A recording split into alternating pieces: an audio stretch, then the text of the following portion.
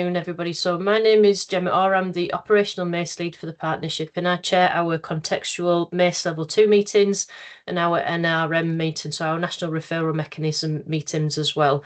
So this afternoon sessions, we're going to look at some social media and emojis, looking at how that's used as like a coded language and how that's used to facilitate drug dealing online, and how that's sort of going to be looking at tackling some exploitation and some questions and queries around that. So a little bit about me, if you don't know who I am. So I've just said there that I chair our MACE meetings and our NRM meetings as well. But prior to that, I spent the best part of 20 years working as a police officer at Cleveland Police, specialising in various different areas of safeguarding, so sexualised offending, major crime investigations, child abuse investigations, modern slavery, and exploitation. So that's my background in terms of policing, very much obviously the world that we're working in now. And prior to that, I was part of the Royal Military Police, straight from school, and served abroad on 3 operational tours as well. So a bit of a varied background, moving straight from policing. Just a little bit of housekeeping. So obviously welcome, everybody's welcome today. There's no such thing as a silly question. If you're thinking it, then please feel free to ask it either at the end or in the chat pod. We'll try our best to answer any questions that we do have. There's no planned sort of breaks or alarms that I'm aware of. Again, if there is anything that goes off in your own office spaces, again, please feel free to follow those and leave the session if you have to. But there's going to be QR codes throughout some of the slides. Feel free to use your devices to scan those QR codes. They're there for your extra bookmarking on your laptops and things, extra resources that we've felt might be helpful and useful to you guys moving forwards as well. There's no particular sensitive material that we're going to cover today, so there's no real trigger warnings, but again, we're more than mindful that this is a sort of bit of a baffling area of business, really. So if you do feel that you need a couple of minutes, then again, feel free to look after your own welfare and take a break if you need it. And the presentation slides will go out. There's a couple of extra slides that will be in your slide deck compared to what you are going to see today, and that's purely just for your referencing. Some extra emoji slides and some language slides that would be useful for you guys that we wouldn't have time to cover in depth today, but just extra resources for you guys that you will get. Okay, so the big question then, why? Obviously, why are we here today? So in short, the number of exploitation and high-risk young people in North Yorkshire since 2022 has tripled, and our numbers of high-risk young people is continuing to go up, which is obviously very alarming and very worrying as well. And young people are being coerced by organised crime groups to distribute Class A drugs locally and also across borders. And those drugs look like heroin, cocaine, crack cocaine, so those real high-end Class A substances, which are deeply concerning. In respect of child criminal exploitation, our ages are getting younger. Our ages are typically between 11 and 17 in our previous data pictures that we've had. And our youngest victim to current date is age 9, which is again is really, really heartbreaking and alarming to hear.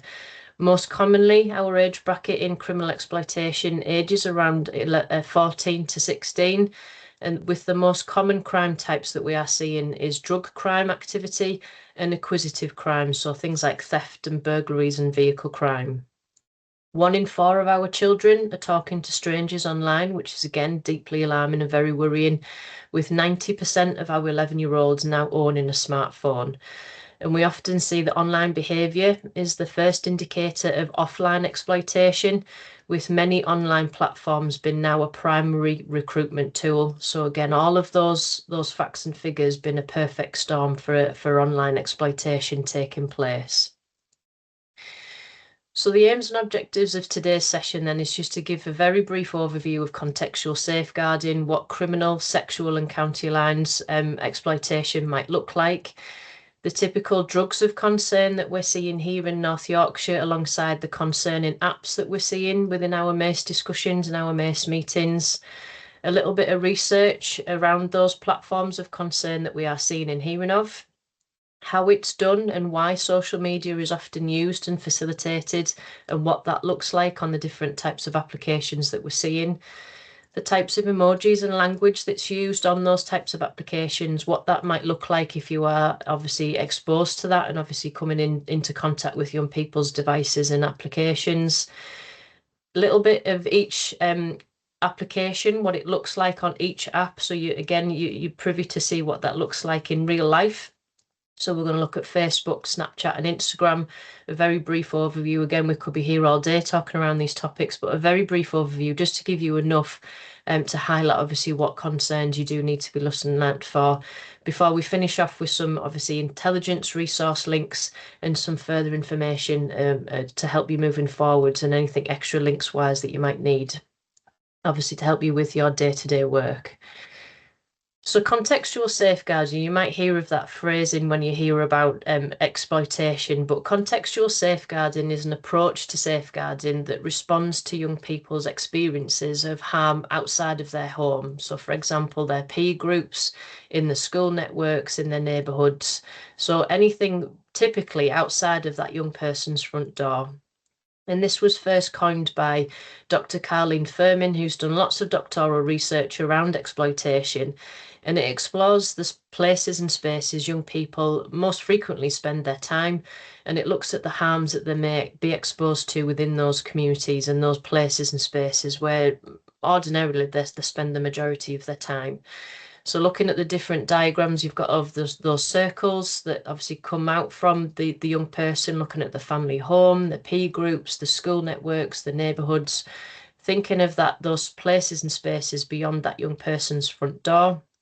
And then if you look at those coloured sections, they're the typical topic headlines that we look to cover within our MACE arrangements. Again, doesn't cover everything, every single discussion, but they tend to be the topic headlines that we do cover within our MACE arrangements. So everything from child criminal exploitation, online harms, county lines, missing from homes, harmful sexual behaviours. There's multiple different strands to this, and often the overlap with online exploitation been intrinsically linked to many of the different forms of exploitation. And again, that QR code is take you to our multi-agency child exploitation safeguarding procedures, which is stored on our website. So again, feel free to scan that and bookmark that if that might be useful for you guys moving forwards for anything extra more in depth that you might need in regards to that. So when we talk about criminal exploitation, the Home Office defines this as where it occurs where an individual or a group will take an advantage of an imbalance of power to coerce, control, manipulate or deceive a child or young person under the age of 18. And the victim may be criminally exploited even if that activity appears consensual. It doesn't always have to involve physical contact. It can occur through the use of technology and can often happen alongside other strands of exploitation, so financial exploitation or sexual exploitation, for example. It's often just broader than the term of county lines and can involve things like cannabis farms, being coerced to commit thefts or crimes, pickpocketing, for example, or even threatening young people or collecting debts that might be enforced on other young people. Both boys and girls can be at risk of criminal exploitation. There's often a gender bias where it thinks it's just boys that are experiencing criminal exploitation. That's absolutely not the case. Both boys and girls can be at risk of this, and we are seeing that obviously within our local figures as well. And children can be targeted in any part of the UK. This isn't just been seen in the bigger towns and cities. We're seeing this in our most rural locations of our locality as well. So again, being minded that it happens in every part of the UK, and it can happen to anybody from any walk of life as well.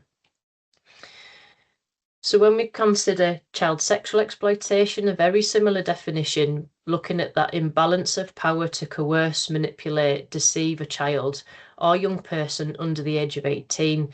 But in this instance, it's in reference to sexual activity in exchange for something that the victim feels that they may need or want, and or for the financial advantage or increased status of the perpetrator or facilitator. And the victim may have been sexually exploited, even again if that activity appears consensual. And what's important to note with this is that this covers a child right up to the age of 18, even though consent does start in certain areas in 16. So even if a young person is of the age of consent, and it appears that that activity may be consensual, sexual exploitation does still cover that young person if obviously the definition and the incident covers comes under this incident and this definition. Again, it doesn't always involve physical contact. It can often occur through technology and could be coupled with various different forms of exploitation. So again, financial, criminal exploitation, various different forms go hand in hand. And again, targeting children from any form of background or location. Looking at males and females, again, we're seeing males and females being unfortunately subjected to sexual exploitation, not just directed towards females, which is again a gender bias that some people might hold. Offenders are also male, females, or can be groups of peers, and we are seeing worrying peer-on-peer exploitation in respect of sexual and harmful sexual behaviours, which is again a different topic that we could speak about in great deep detail. So again, if there's any extra help that we need, then we can look to speak about that outside of the meeting if needs be. So when we consider county lines, again, this will be something that you'll probably hear about quite often on the news and in the media, but this is where gangs and organised criminal networks are involved in importing and exporting illegal drugs into one or more importing areas of the UK, often using dedicated mobile phone lines or other forms of a deal line. And we are seeing this frequently move into the online social media applications rather than a telephone line per se. And these groups and gangs are likely to exploit children and vulnerable adults to move and store drugs and money, often using coercion, intimidation, and violence, including sexual violence, alongside the use of weapons. Now, these groups are highly organised criminal networks that will use sophisticated and frequently evolving techniques that will groom young people and vulnerable adults and often evade the capture of police. So those coercion, those threats and that violence, again, it can often be quite extreme. And those fear tactics used particularly towards young people and those evolving techniques often using encrypted networks and encrypted chat forums. Again, we are seeing that moreover than the dedicated telephone line, which we have seen in previous data sets that we've had available to us. So as we move on to our discussion around drugs, I would say that these are my two sort of go-to sites, for want of a better phrase, for sort of real credible and reliable drug information. So if there's anything that you need to know around drug information, I would always direct you to these two sites. So the Drink Drug Hub is run by our North Yorkshire Horizons team, and it's a locally based resource and often bases its content not only on what we're seeing nationally, but also locally too. And the website often has training section with the team advertising free training, brilliant articles and resources. And again, if you've not had access to the training information and resources that's on that site, I would highly recommend it. The staff that run the site and obviously come out and deal with the young people as well and engage them are brilliant. Can't speak highly of them enough. So again, please utilise the Drink Drug Hub if you do need anything for local information as well. Again, that QR code will take you direct to their site if you do want to bookmark that for future reference. And Frank is a national website that provides, again, clear and concise information for most drugs that I've ever come across. Again, provides it in very clear breakdown information. So again, real credible information if you want to bookmark that for further information for anything that you might need. So in terms of the drugs of concern that we're seeing and hearing about locally within our MACE meetings, so for our MACE meetings, we have 7 MACE meetings that we have across our locality of North Yorkshire, so one for each locality area.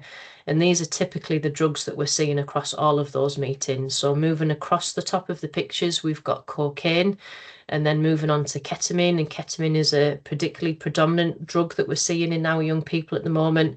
And this is used as a medicinal drug for anaesthetic for humans and animals, predominantly in animals moreover than humans, but is very problematic for humans if it's taken in large doses and continuous doses as well. We then move on to the blue tablets, which are benzodiazepines, which are a prescription drug used to treat anxiety. You might have often hear these referred to as blueies, diazes, or roofies. Again, very problematic drug that we are hearing and seeing of. Moving on to pregabalins, which are again a prescription-only medication, which are used to treat epilepsy and neuropathic pain, and alongside anxiety as well. So again, prescription medications are particularly problematic in our areas at the moment. Moving on to spice, again, you'll all have heard of spice alongside cannabis and vapes, moving down to the bottom level pictures alongside cannabis edibles. And then the last picture on the bottom right is pictures of snus pouches, which are pictures of nicotine pouches, which are legal to buy if you're over 18, and can be bought in most sort of bigger supermarkets. You can also buy them online. But these are nicotine pouches that are placed in between your top lip and your gum, and will slowly release nicotine, obviously into your saliva and into your bloodstream, but can come in high dose nicotine doses, which obviously can be very problematic if you aren't au fait with nicotine, and can give you sort of quite strong side effects. So we are seeing and hearing of these within the school networks, within our MACE meetings as well. So they are typically, obviously, the real drugs of concern that we are seeing and hearing of, alongside, obviously, the dealing of Class A drugs like heroin and cocaine and crack cocaine as well. So in terms of the applications that we're hearing, again, within our MACE meetings, predominantly you'll probably have many of these on your own devices. I know that I've got a couple of those. People think it's often done in sort of a very weird and wonderful way, when actually it's not. It's done on the applications that most people will have on their own devices. So Snapchat is again particularly problematic in terms of the levels of encryption, not only for criminal exploitation, but also for sexual exploitation as well. In a recent data set, it was overwhelmingly used by offenders to facilitate sexual exploitation. In that particular data set, it facilitated 83% of sexual exploitation online. So again, a particularly problematic app is Snapchat. So again, understanding the functionality of what that is and what it brings would be really beneficial for workers out on the ground. One at the bottom left one there for Discord, again, some people are au fait with that, some people aren't, but this is a free communication platform, typically used for gaming, but it allows people to communicate through text and voice and video, designed originally for gamers, but has been now widely used by community types of all types. Operates through servers or like community type spaces, providing channels with like topic specific chat areas. So pretty much on Discord, if you can think of a topic area, there is likely to be a server or a community space that will chat around that. Anything from different types of games online to different movies and books or various different types of topic areas, you name it, it will be on Discord. The app also supports private messaging, large public communities, and obviously core features include chat voice functions, video calls, text messages, and it can be accessed both on a desktop, on a mobile, and also by direct web access, so putting it into the top search bar on a web. And it's typically used for that online community space as well, and can interlink people from across the world and from all different ages as well. It's limited in terms of its regulation, so you can have people as young as 10 in the similar sorts of chat rooms as adults as well, which is, again, brings problems in its own right. Moving down to the bottom right of the screen, that looks like a little white aeroplane, that is the symbol for Telegram. This is a cloud-based instant messaging and social media platform that's used to send text messages, photos, video files, very similar functionality to WhatsApp, and can use to function around voice calls, and is often used to participate with large group chats and broadcast style channels. So a real app that brings big groups together, that broadcasts lots of information to large groups. It's synonymous with its end-to-end encryption and its secretive nature for operation. And it's synonymous again for not engaging with law enforcement. It doesn't hold information, it doesn't store information, and it doesn't share information with law enforcement. Hence, it's very popular for that secretness and that encryption and the level of privacy that it provides its users as well. And its users can create channels, build large groups of members, and again is used to provide that large scale distribution to large scale audiences as well, but functions very similar to how WhatsApp works as well. WhatsApp, again, is probably one that we all use quite frequently. The instant messaging application allows users to send messages, voice notes, images, videos, documents. We can make voice calls and video calls, but via the internet.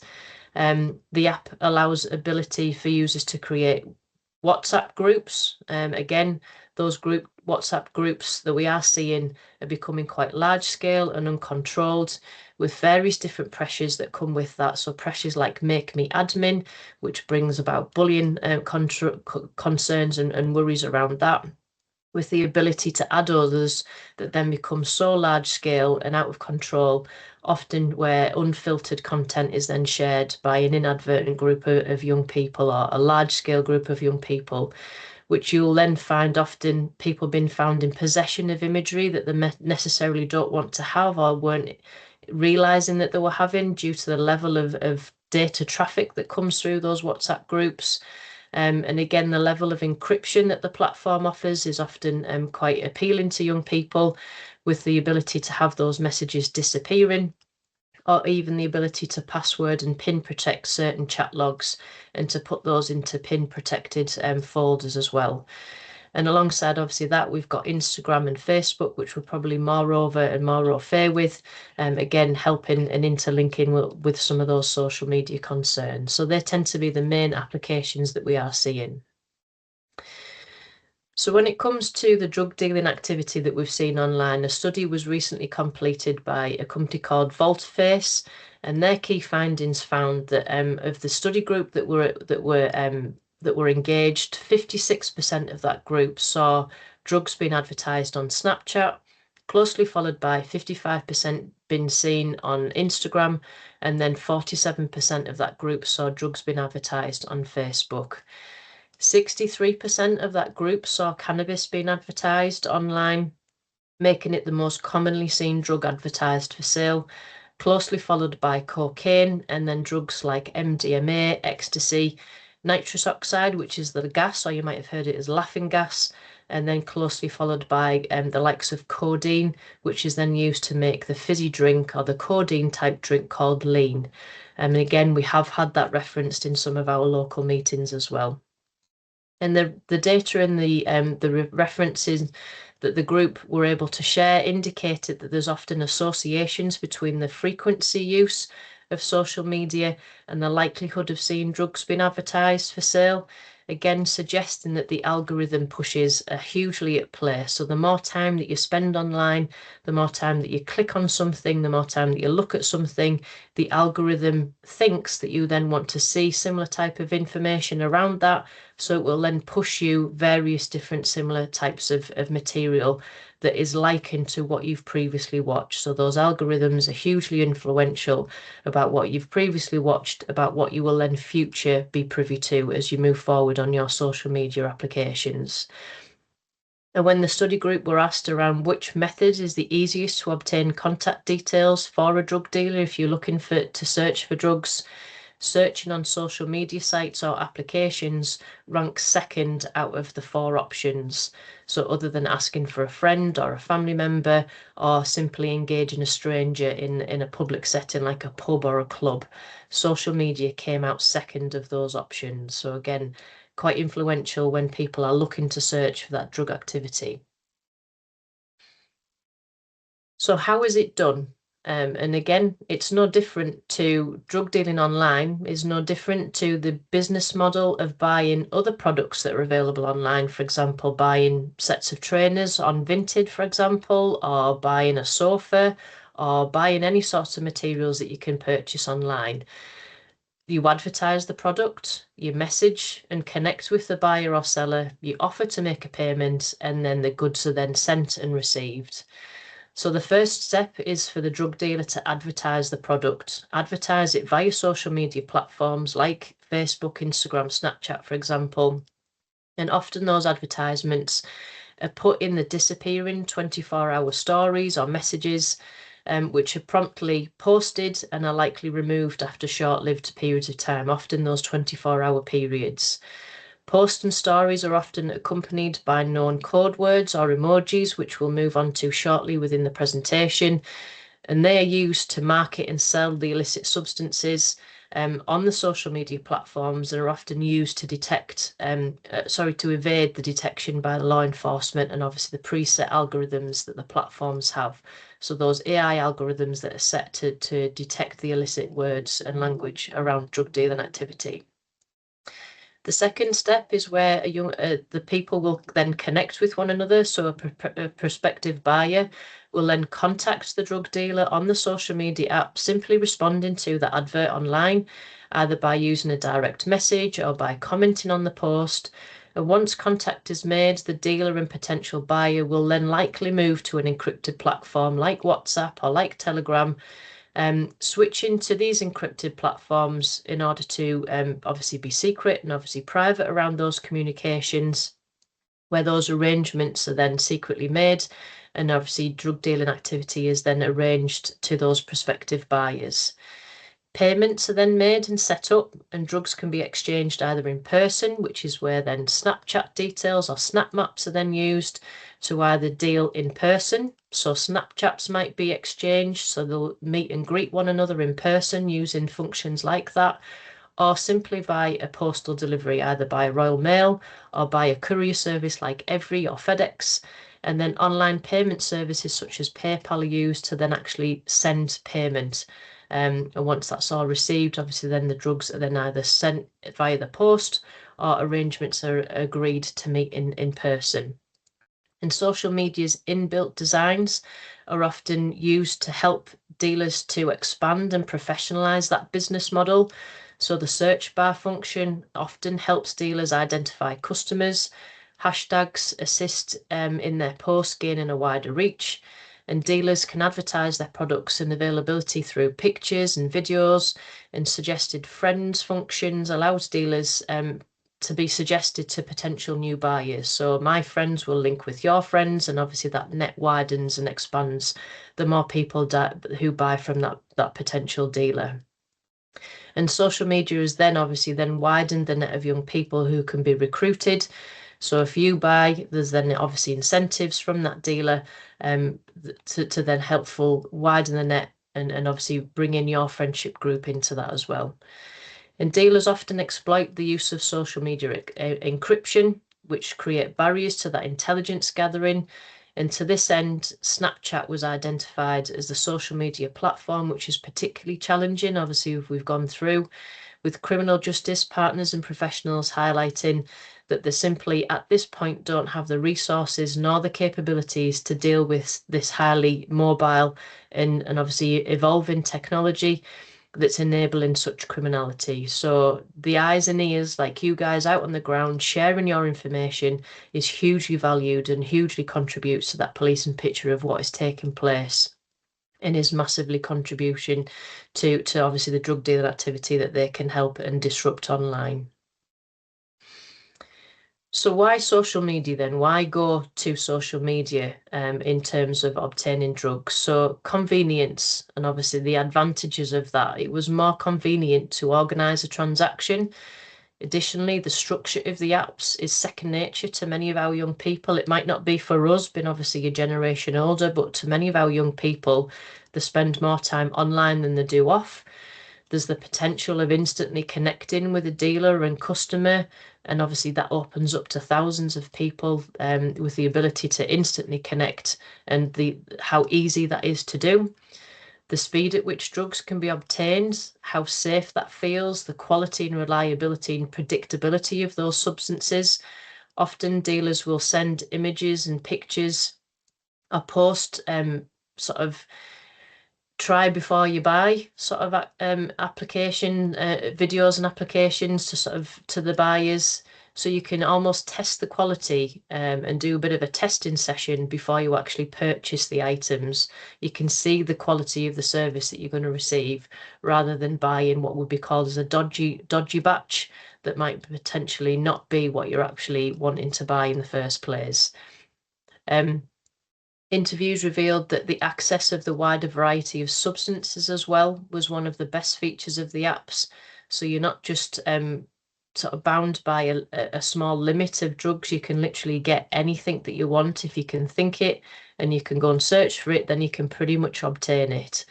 And anonymity as well was commonly a motivating sort of aspect of the social media.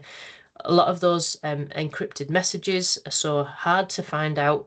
Again, the fear of violence. Why would you go meet somebody face to face when you can do all of this from the safety of your own home or your own bedroom?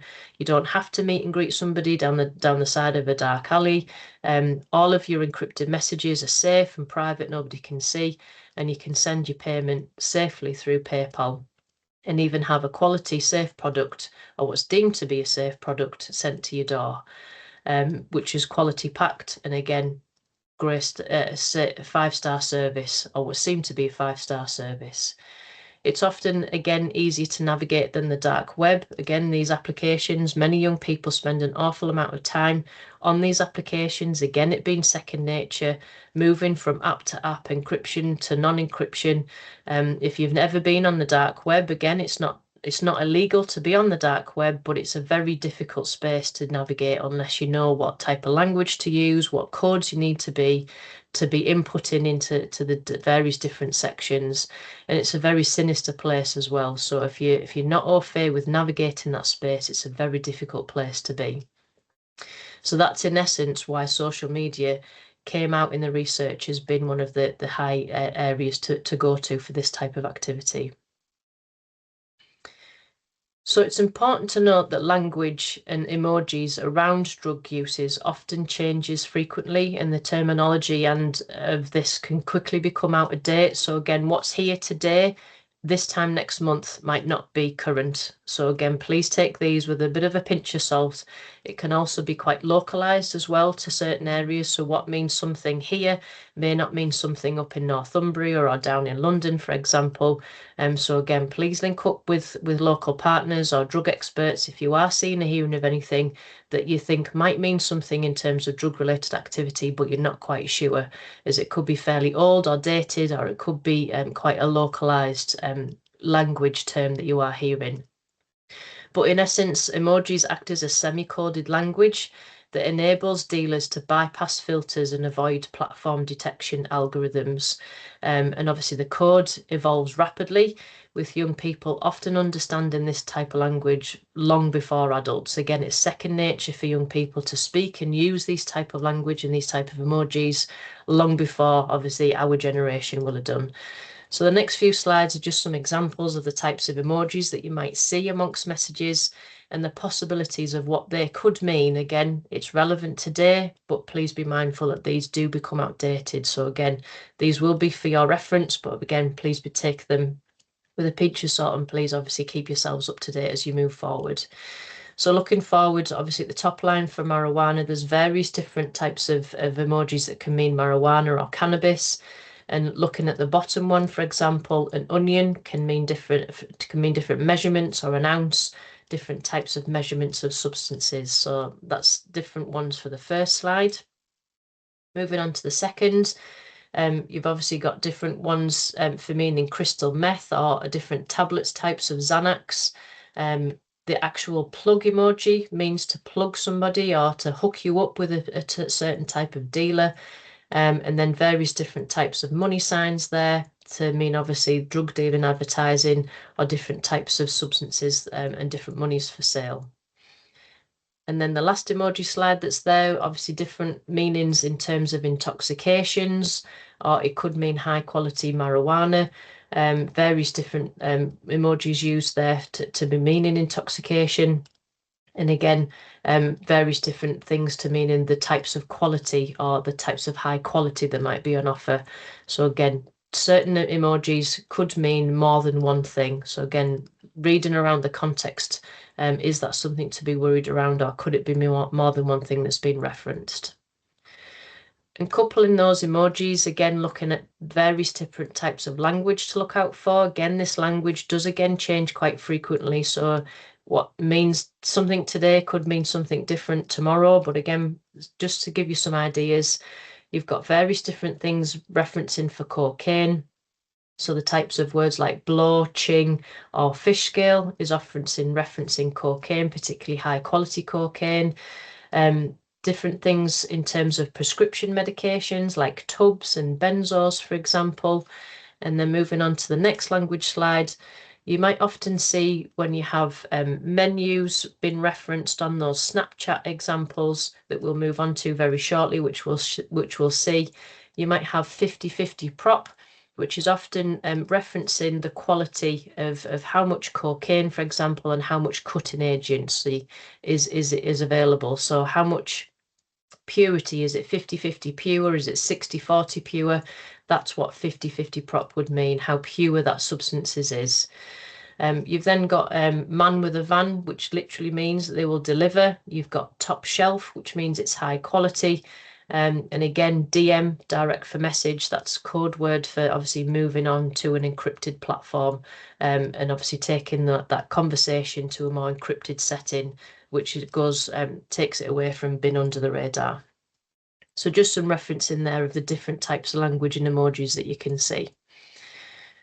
So moving on to the different particular types of applications. So Snapchat obviously was overwhelmingly of a concern. So Snapchat is where a user will take what they call a snap, which is a picture or a video, which is then sent to one or more people in their friends list. And they can also post these snaps on their what's called a Snapchat story, which is a collection of these images that play in the order that they were taken and are visible for a 24-hour period, and will often play in like a continuous loop. And those Snapchat stories are often end-to-end encrypted, whereas some other messages on Snapchat, such as text messages and group chats, aren't necessarily encrypted. Some of the dealers will then post screenshots of their Instagram page. So again, linking up with various different applications, you will see those cross-referencing, apologies, of those applications moving across from one another. Often with Instagram being the application where customers will provide feedback on products. And this is where Instagram was the most common platform where dealers displayed their feedback, demonstrating that interconnectivity of the applications and how they will often overlap. So as we move through the images on the screen there, obviously image number 1 is an image of a Snapchat story. And this allows users to post a video or a picture that can be seen by their contact list, so whoever's subscribed to that contact feed. And that will disappear after a 24-hour period unless it's re-uploaded. Unless that same image is re-uploaded, it will disappear in 24 hours. At the bottom there, where the arrow is pointing, you can see there is a chat function. So basically, if you want to respond to that 24-hour period, that 24-hour story, sorry, you can chat with the sender. And obviously then that will send you into a chat function, and you can respond to whatever is been referenced or advertised on that. And that's often common of how drug menus are posted, like this, where users can respond using that bottom chat function. So anything you want on there, respond in that chat and it will take you to often a message function. We will then take you to an encrypted setting. Picture 2 is an example of a drugs menu that's advertised via Snapchat. And again, that's synonymous. So you've got that 10 out of 10 been referenced, which means it's high quality, high purity sort of things. Cali menu, which is a cannabis menu. Often you will see that been referenced as well. In picture 3, you can see a screenshot of a Snapchat story showing cannabis, what's referenced as baggies being sold. So the 1.8 is referencing 1.8 grams. So that's the amount of what's been sold. And the UK and Canadian flags indicates where the cannabis has been sourced from. So that shows that the cannabis is from the UK and Canadian sourced, which often means it's of good quality. And finally, picture 4 is a screenshot of somebody's Snapchat story showing that they will send the product in vacuum sealed packaging, indicating that obviously the value of the packaging, you're going to get a top rate product, and that's how their drugs will be sealed. And again, looking at that top rate service that you're going to receive from this particular dealer. And research has also witnessed particular dealers promoting giveaways, discounts, competitions. For example, offering competitions where if you screen grabbed their account and shared it on your story, and obviously advertised their products on your story, you would then be in a chance to win 3 ounces of cannabis. Again, looking at those incentivized users to assist with the advertising of that business. You will then often be added into raffles where you can get 2-for-1 offers. Or if you buy £10 worth this month, I'll give you discount prices for next month. So again, incentivizing for that. Snap maps are often used as well, where dealers will state whether the products are available for collection, providing their location via snap maps as well, which can be particularly problematic if somebody's going to give their location details away. But again, that's often used in terms of pickup and collection of drugs that's used to be bought online. Alternatively, like I said previously, postal services are also used, and we are seeing a trend of unoccupied Ubers being used to deliver postal deliveries as well. So not only are we seeing courier services, we're seeing Ubers and unoccupied taxi services being used to facilitate that delivery drop as well. So moving on to what it looks like on Instagram, again, moving around some of the screenshot pictures that we've managed to obtain. So if we move around in order, so picture 1 is a screen grab of the Instagram search bar. So as you move across, you can see that there's top, accounts, tags and places. So that again helps you to search in terms of users' accounts or certain hashtags or certain places. Again, helping you find the types of accounts that you might want to be looking for. In screenshot 2, there's a suspected dealer's Instagram bio. So that's that little write-up, that little Instagram write-up about that person, who they are, what they've got for sale. So in this one, you can see that there's no sales, which again often helps to go under the radar, helps to avoid those detections. DM for Wicker, which I think you might be able to see there. Wicker was a previous encrypted platform, which fortunately has now been shut down, but unfortunately is now replaced by the likes of Telegram and WhatsApp. So if you see things like DM for Wicker, that basically means I'm going to direct message you to move you onto an encrypted platform. And again, UK flavours indicates that they've got top shelf buds, sort of cannabis flavours from the UK, which is high quality cannabis that's for sale from the UK and also from America there as well. In image 3, again, a screenshot of an Instagram bio account showing that the basic locations that they operate from. 10 out of 10 suggesting that they've got high quality pictures, high quality goods, sorry. The dealer, again, will share various different pictures where you can see there where it says shut down times 12 means that the account has been shut down 12 times. No 18 emoji suggests that the dealer wouldn't sell to under 18s. And nosales.com is included to help avoid detection again from those algorithms. So using simple words in their bios will help push away those algorithm detections. And then finally, in the last picture, purely putting pictures on the Instagram stories or picture tiles will advertise what products are for sale, how they're for sale, different types of weights. And again, you can view those without having to go to the dealer's profile, and they're openly available to see on the pictures that's available on that profile. And moving on to Facebook. So again, you've got various different bios that's available, very similar to Instagram as well. But on the first picture there, you can see there's a screenshot of Facebook that introduces the suspect as dealers, again, operating through Wicker, which, like I said, has been shut down. but indicating that they've got top shelf, meaning that it's high quality products, looking like that they've got maple leaf emojis symbolising that they've got cannabis for sale, and again PM for wicker, meaning they'll move you to an encrypted setting to obviously get you further details from there. Looking at screenshot 2, which is a picture from the Facebook group where a suspected user is asking for dealers' numbers in a specific area, with the nose emoji and blowing smoking emoji referencing looking for cocaine, and blow being used as a slang for cocaine.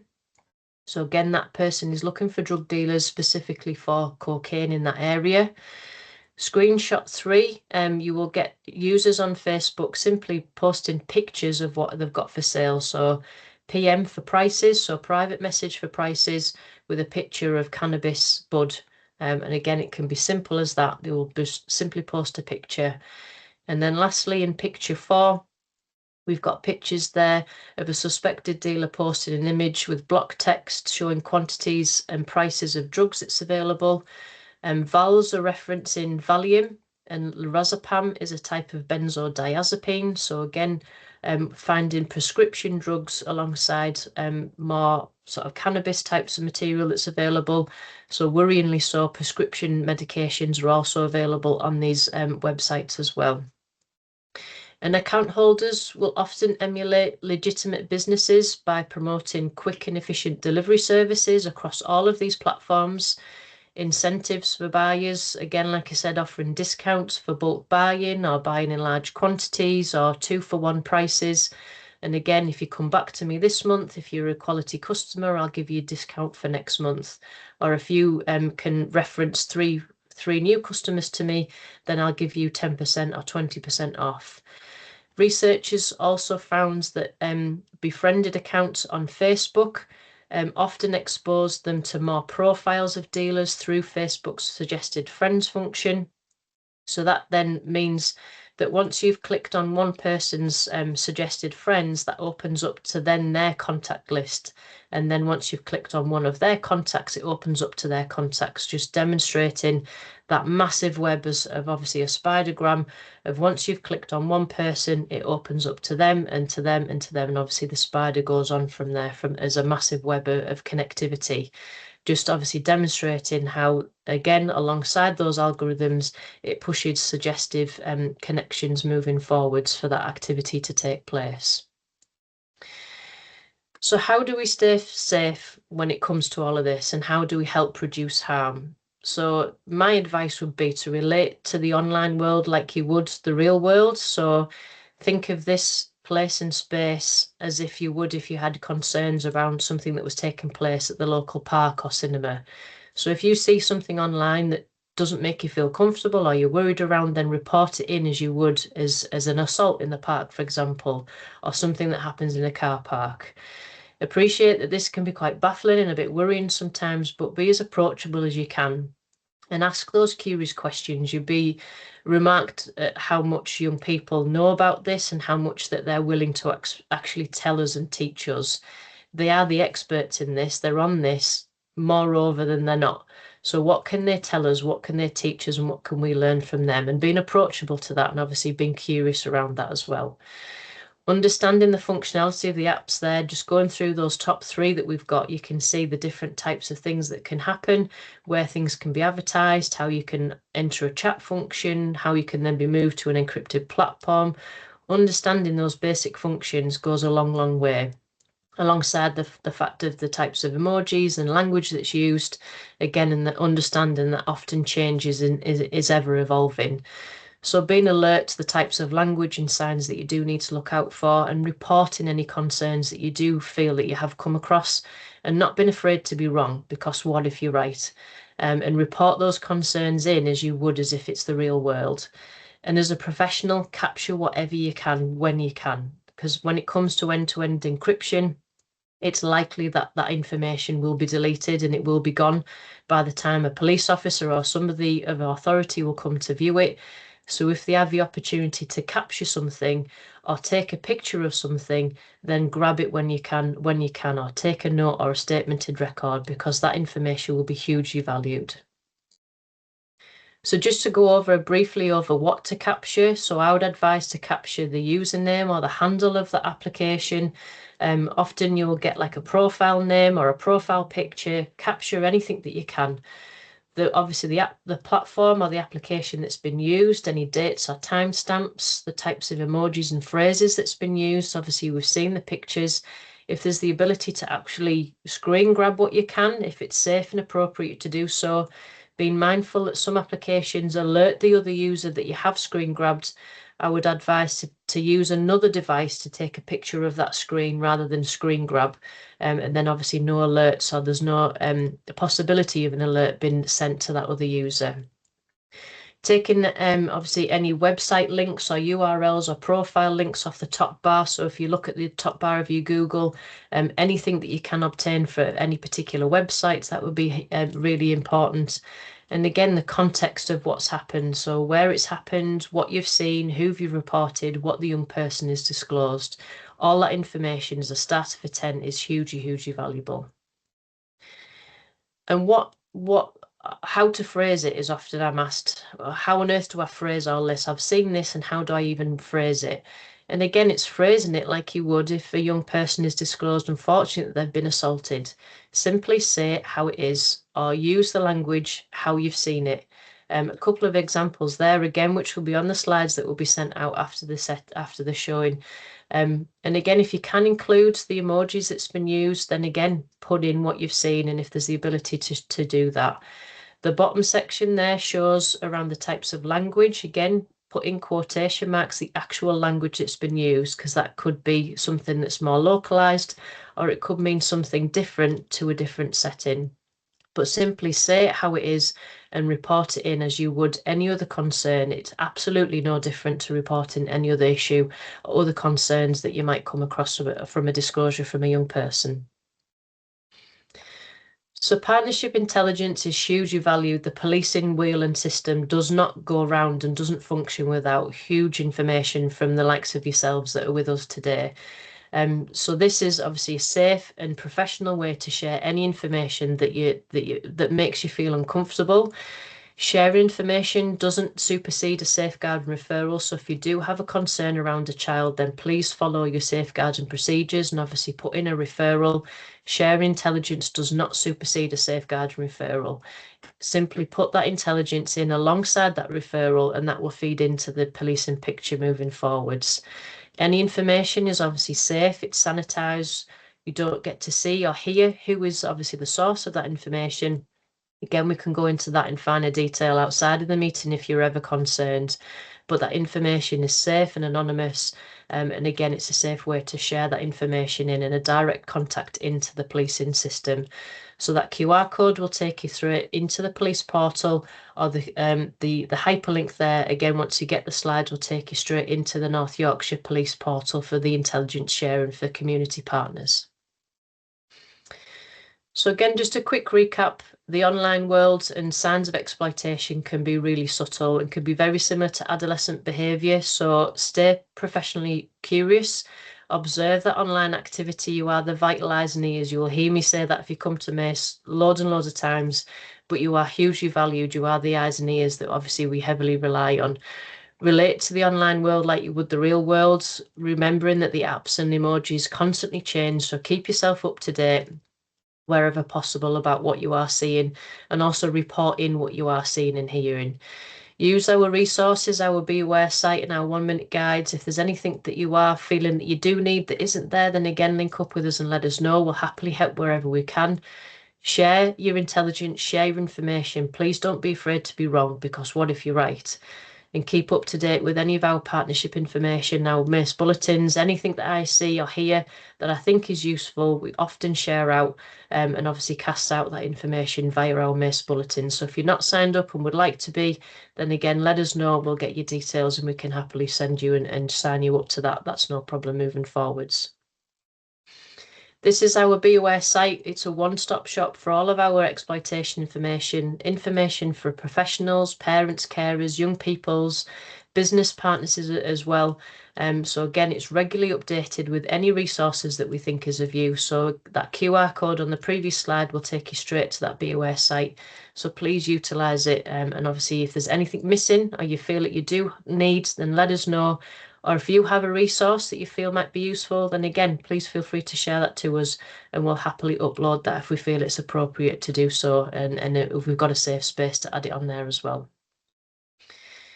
These are some extra links to some online safety, emoji dictionaries, extra bits and bobs that might be helpful moving forwards, professional curiosity, an in-depth guide to Snapchat, because that's probably one of the most problematic apps to get your head around how it works and how it doesn't. And a link there to how to clean up your social media feed, how to reset those algorithms to try and obviously stop that inappropriate content being constantly pushed to you. So again, these will be on your sets of slides as you go through, so use those if they'll be useful to you. And finally, what to do if you're ever unsure. Please don't feel stuck. So please speak to your safeguarding leads, or if you have a designated point of contact for safeguarding issues, then please speak to them. Report your information intelligence in, come to us at the MACE team or come to us at the partnership if you are ever stuck. Please don't feel stuck. We'll find a suitable point of contact for you. Utilise the slang and emoji dictionaries that we've sent you the links there. Speak with the Drink Drug Hub team as well at North Yorkshire Horizons. They're brilliant staff, very approachable, and will always be happy to help, I'm sure, if there's any concerns you do have.